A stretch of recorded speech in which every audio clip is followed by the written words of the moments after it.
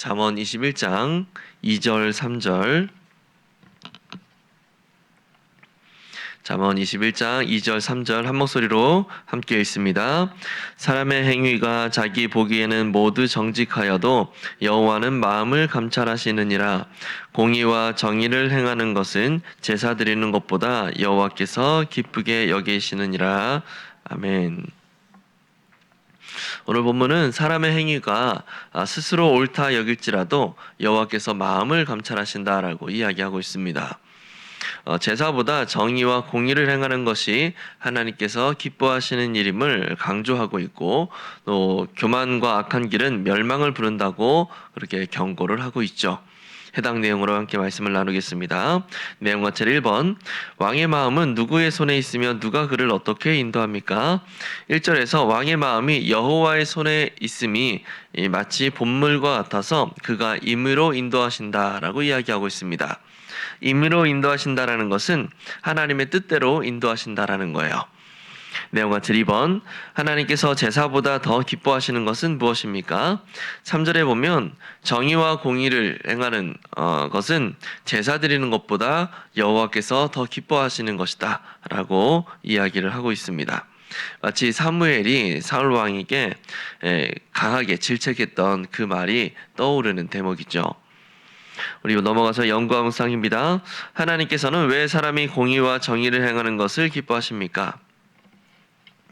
먼저 본문 전체의 맥락에서 보면 공의가 하나님의 본성에 속하기 때문에 하나님이 기뻐하신다고 볼 수 있습니다.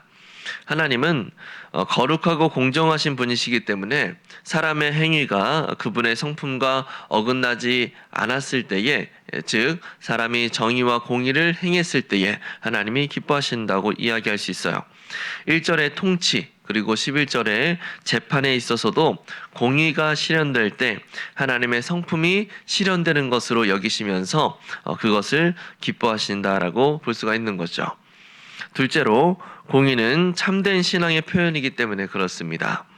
3절은 제사보다 공의와 정의를 행하는 것을 하나님이 더 기뻐하신다라고 이야기하죠.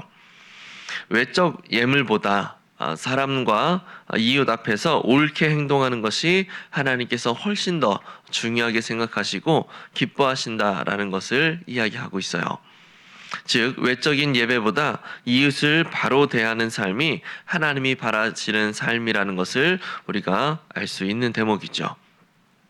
셋째로 공의는 사회적 도덕적 질서를 세워서 약한 자를 보호해 줄 수 있기 때문에 그렇습니다. 잠언 전반적인 내용들도 그렇고 또 오늘 본문에서 13절 14절에서도 그렇고 빈약한 자, 고통받는 자에 대한 배려를 강조하고 있습니다.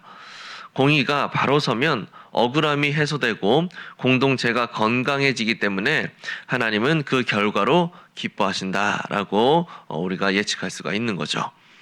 정리하자면 하나님께서 공의와 정의를 기뻐하시는 이유는 하나님의 성품과 일치하기 때문에, 그리고 예배보다 실천으로 드러나는 경건을 기뻐하시기 때문에, 또 약자를 보호하고 공동체를 건강하게 세우는 일이기 때문에 하나님은 기뻐하시는 겁니다.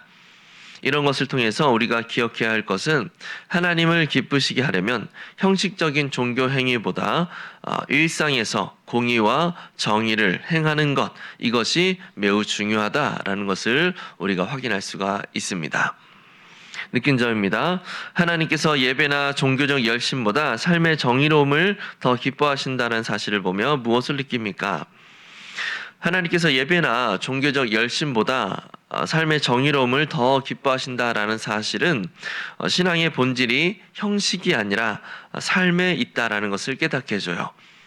많은 그리스도인들이 예배와 봉사에 열심을 내지만 일상 속에서 공의와 또 정의와 정직함을 잃을 때가 많이 있죠.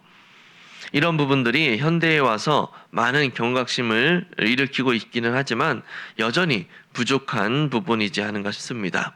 삶이 우리의 그 믿음과 신앙을 따라가지는 못하는 거예요.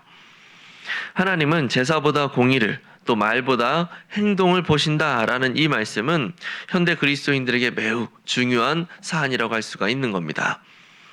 이는 우리의 신앙이 교회 안의 헌신으로만 평가되지 않고 세상 속에서 얼마나 하나님의 성품을 닮은 삶을 사는가 이것으로 판단된다라는 뜻이기 때문에 그래요.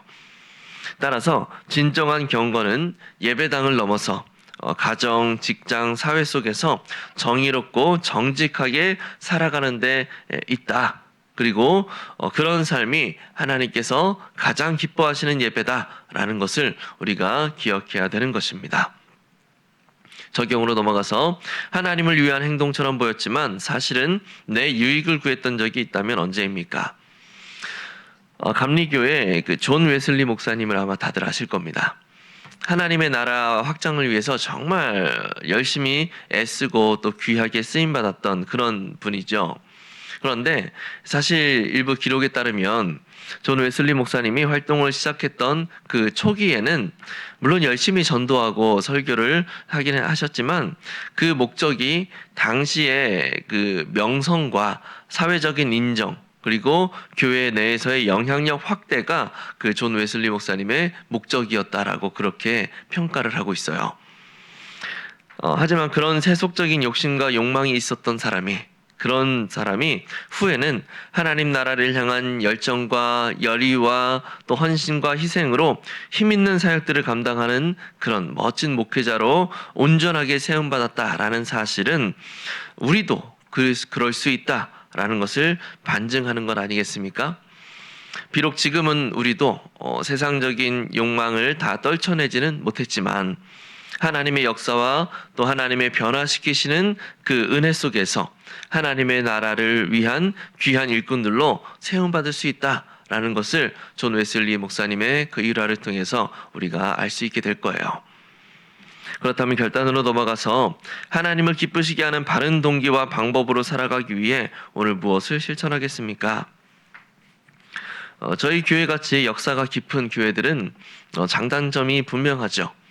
그 중에서 실천사항과 연결된 장단점 한 가지만 좀 살펴보자면 장점으로 서로 끈끈해서 단합하기 좋다라는 것을 들 수 있을 겁니다. 힘을 하나로 모으는데 참 유리한 그런 교회의 모습이라고 할 수 있을 거예요. 그런데 이 끈끈하다라는 것이 반대로 작용하게 되면 나타날 수 있는 현상이 반대 의견을 낼 수 없다라는 어떤 그런 면일 수 있어요. 끈끈하기 때문에 친하기 때문에 뭔가 나와 친한 이 사람이 말에 반대 의견을 내기가 쉽지가 않다라는 거죠. 그래서 우리가 실행해 볼 수 있는 좋은 실천 사항은 우리 공동체 내에서 누군가의 의견이 좀 묵살되거나 좀 무시당할 때 그럴 때 집사님의 의견도 한번 들어봅시다라고 그렇게 공정하게 발언의 기회를 줄 수 있도록 돕거나 또는 그랬다더라 하는 그런 소문이 발생했을 때 아닐 수도 있으니까 우리가 신중하게 생각해 보는 게 좋을 것 같습니다 라고 그 소문에 브레이크를 거는 거예요. 단순히 참견을 하거나 반대 의견을 내자라는 것에 있는 것이 아니라 옳은 일을 세우고 정의를 실천하는 행동을 하자는 것이죠. 이것은 나 스스로가 하나님께서 기뻐하시는 공의와 정의를 행하도록 돕는 좋은 훈련이 될 것이고 또 내가 속한 공동체, 우리 길동교회가 더 건강한 공동체로 세워질 수 있도록 만드는 좋은 밑거름이 될 것이라고 생각이 됩니다. 아무쪼록 우리 모두가 하나님의 기뻐하심을 따라서 공의와 정의를 행할 수 있는 거룩한 하나님의 백성들이 될 수 있기를 바랍니다. 이것을 통해서 나와 내가 속한 공동체 모두가 더욱 건강한 모습으로 가꾸어져 갈 수 있게 되기를 예수님의 이름으로 간절히 축복합니다. 기도하겠습니다.